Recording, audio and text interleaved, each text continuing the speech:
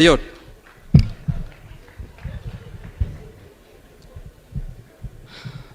Your Excellency, the President, together with the First Lady, the Deputy President, our speakers, the Ichung'Wa family, and all the distinguished mourners that have come this afternoon and today to mourn the departing of our patriarch. Naomba niwasalimu wote. Bwana Yesu asifiwe. Bwana Yesu asifiwe tena. Asante. I want to take this opportunity on behalf of the Senate of the Republic of Kenya that works so well with our colleagues in the National Assembly, and also on behalf of the people of a very famous address in Kericho, where this patriarch of ours traces his roots, to pass my condolence to this family and to the people of this community for the passing on of a very distinguished statesman. Before I go far, Your Excellency, together with the family, allow me to use this opportunity to perhaps request all the senators that are here. I know quite a number of them have actually come in the last few days. I saw so many, led by the youngest colleague of ours, Senator Oburu Odinga, who came here a few days ago to pass his condolence to the family. And so many others that took their time. I have seen there are quite a number. I think just like our colleagues in the National Assembly, you'll wave from where you are. Thank you very much. Quite a number of them have come here today. Secondly, I will say that this is a very special home for us, especially those of us that belong to the UDA family.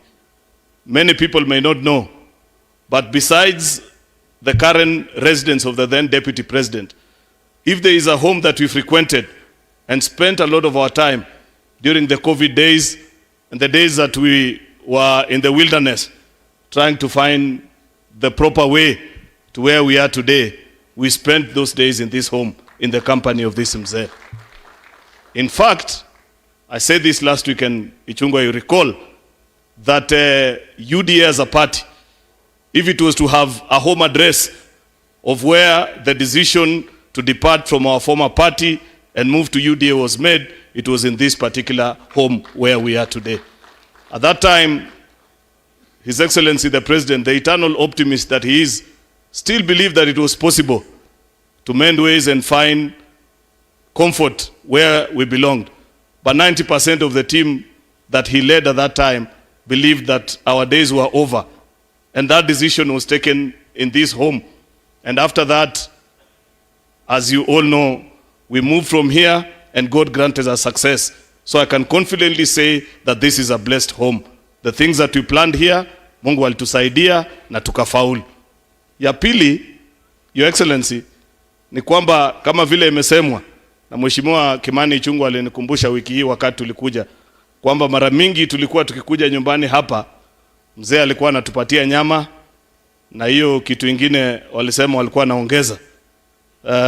There is one time, and it was the only time it was served, because nimesahau jina, but Kimani told us, alisema sijui inaitwa nini. Tuliletewa sisi wote na ikaekwa kwa vikombe hapo.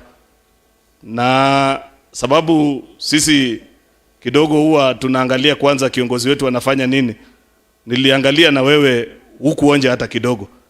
Lakini kuna rafiki yangu mwingine na nimekaa karibu na yeye kwa sasa hivi, ninajua alionja, and I can confidently say his contributions in the meeting that day were not very useful.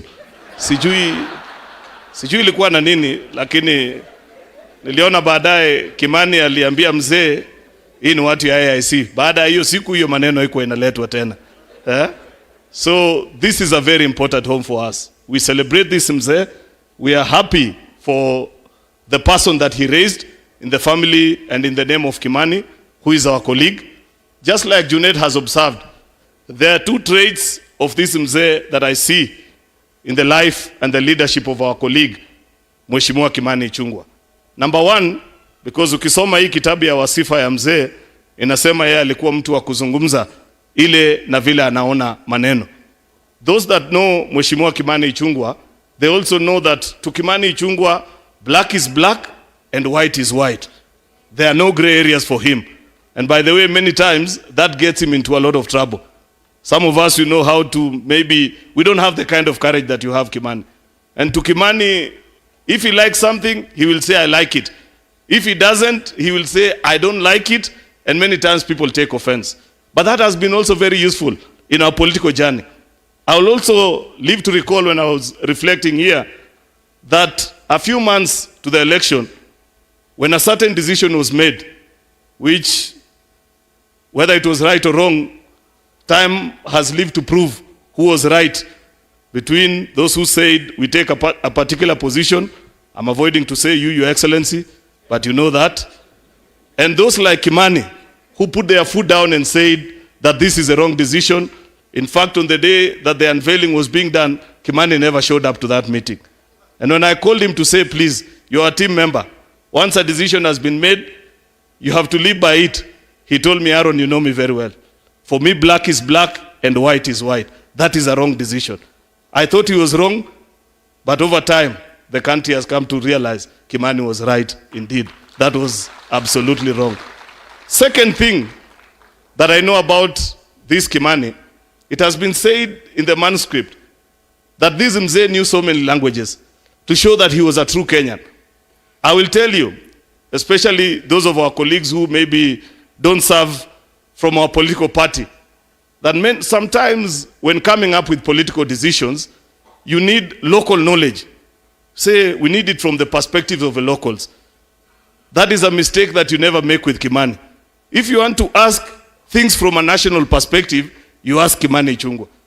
But you will never ask him something to say, ebu tupatie, watu wenu, jamii yenu, inasema namna gani. Kimani will never give you that answer.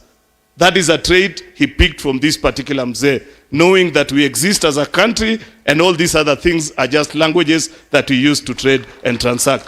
I celebrate that about this particular Mzee.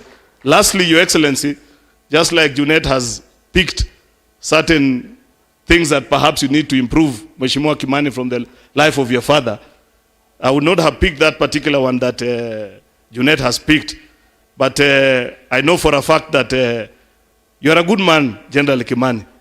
But it has been said that your father was extremely generous. I'm not saying anything. Why are you laughing? I didn't say anything, but I've just said Mzee was very generous, Kimani.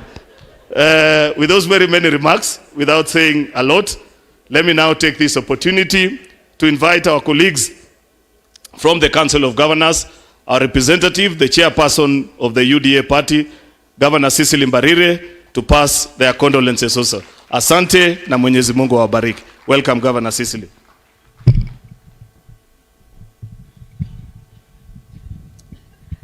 Your Excellency, the President of the Republic of Kenya, Your Excellency,